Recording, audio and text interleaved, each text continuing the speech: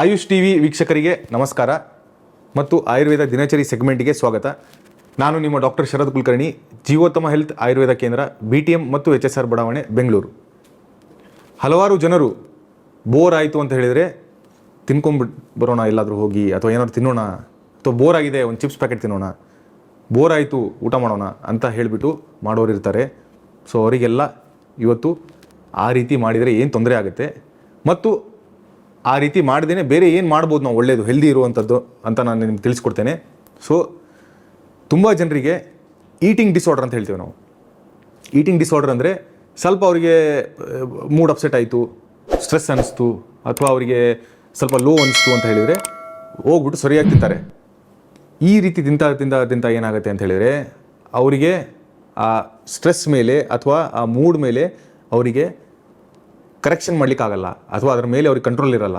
ಅದು ಯಾವಾಗಲೂ ಪ್ರತಿನಿತ್ಯವೂ ಆ ರೀತಿ ಅವರಿಗೆ ಲೋ ಫೀಲಿಂಗ್ ಆಗ್ತಾ ಇರುತ್ತೆ, ಅಥವಾ ಬೇಜಾರಾಗ್ತಾ ಇರುತ್ತೆ, ಅಥವಾ ಮನಸ್ಸಿಗೆ ಏನು ನೋವು ಅನ್ನಿಸ್ತಾ ಇರುತ್ತೆ. ಆ ಟೈಮಿಗೆ ಯಾವಾಗಲೂ ಹೋಗ್ಬಿಟ್ಟು ಬೋರ್ ಆದಾಗ ತಿಂತಾ ಇರ್ತಾರೆ.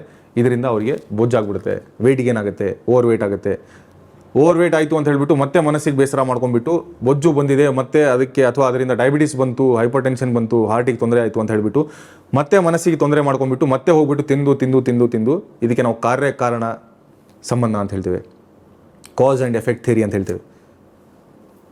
ಬೋರ್ ಆಯಿತು ಅಂತ ಹೇಳಿಬಿಟ್ಟು ತಿನ್ನೋದು, ಅಥವಾ ಮನಸ್ಸಿಗೆ ನೋವಾಯಿತು ಅಂತ ಹೇಳಿಬಿಟ್ಟು ತಿನ್ಕೊಂಡು ಕೂತ್ಕೊಳ್ಳೋದು, ತಿಂದು ಓವರ್ ವೇಟ್ ಆಯಿತು ಅಂತ ತಿರ್ಗಾ ಮತ್ತೆ ಮನಸ್ಸಿಗೆ ನೋವಾಯಿತು ಅಂತ ಮತ್ತೆ ತಿನ್ನೋದು. ನೋಡಿ ಹೆಂಗಿದೆ ಸೈಕಲ್.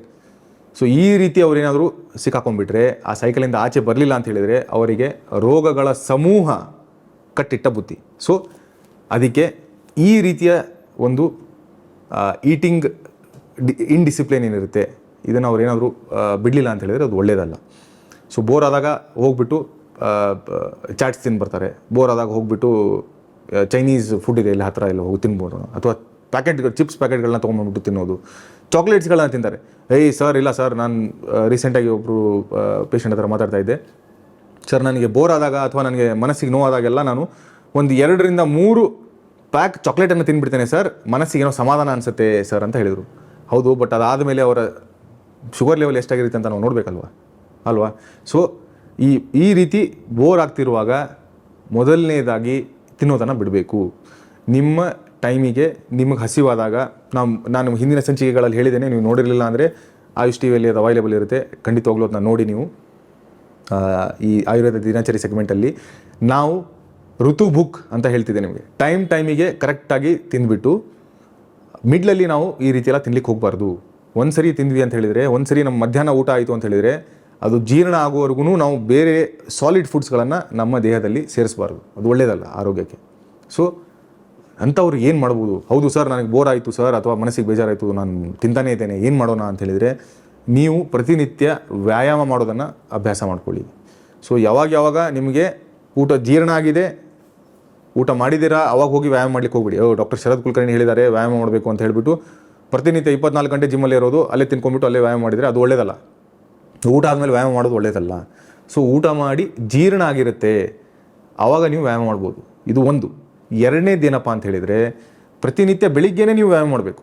ಸೊ ಈ ರೀತಿಯ ಒಂದು ಮನಸ್ಥಿತಿಯಿಂದ ನಾವು ಹೊರಗಡೆ ಬರಬೇಕು ಅಂತ ಹೇಳಿದರೆ, ಪ್ರತಿನಿತ್ಯವೂ ನಾವು ಏನಾದರೂ ವ್ಯಾಯಾಮ ಮಾಡ್ತಾ ಇದ್ವಿ ಅಂತ ಹೇಳಿದರೆ, ಆವಾಗ ಇಂತಹ ಒಂದು ಕ್ರೇವಿಂಗ್ಸ್ಗಳೇನಿರುತ್ತೆ, ಅಥವಾ ಬೇಜಾರಾದಾಗ ಹೋಗ್ಬಿಟ್ಟು ತಿನ್ನೋದು, ಬೇಜಾರಾದಾಗ ಹೋಗ್ಬಿಟ್ಟು ಸ್ವೀಟ್ಸ್ಗಳನ್ನು ತಿನ್ನೋದು, ಬೇಜಾರಾದಾಗ ಹೋಗ್ಬಿಟ್ಟು ಚಾಕ್ಲೇಟ್ಸ್ಗಳನ್ನು ತಿನ್ನೋದು, ಬೇಜಾರಾದಾಗ ಹೋಗ್ಬಿಟ್ಟು ಸಿಕ್ಕಾಪಟ್ಟೆ ಐಸ್ ಕ್ರೀಮ್ಸ್ಗಳನ್ನು ತಿನ್ನೋದನ್ನು ನಾವು ಕ್ರಮೇಣವಾಗಿ ಹತೋಟಿಯಲ್ಲಿಡ್ಬೋದು, ನಿಯಂತ್ರಣ ಮಾಡ್ಬೋದು. ಯಾಕೆಂದರೆ ವ್ಯಾಯಾಮದ ಒಂದು ಗುಣಗಳನ್ನು ಅಥವಾ ಲಾಭಗಳನ್ನು ಹೇಳುವಾಗ ಆಯುರ್ವೇದ ಕ್ಲಿಯರಾಗಿ ಹೇಳುತ್ತೆ, ಅಲ್ಲಿ ನಮ್ಮ ಶರೀರ ಮತ್ತು ಮನಸ್ಸಿನ ದೃಢತೆ ಬೆಳೀತದೆ ಅಂತ. ಯಾಕೆಂದರೆ ವ್ಯಾಯಾಮ ನಾವು ಜಸ್ಟ್ ಶರೀರಕ್ಕೆ ಮಾತ್ರ ಮಾಡ್ತಾ ಇರಲ್ಲ, ಅಲ್ಲಿ ನಾವು ಬ್ರೀದಿಂಗ್ ಎಕ್ಸಸೈಸ್ಗಳನ್ನು ಮಾಡ್ತೇವೆ, ಪ್ರಾಣಾಯಾಮ ಮಾಡ್ತೇವೆ, ಯೋಗ ಮಾಡ್ತೇವೆ, ಆವಾಗ ಮನಸ್ಸು ಕೂಡ ಗಟ್ಟಿಯಾಗುತ್ತೆ.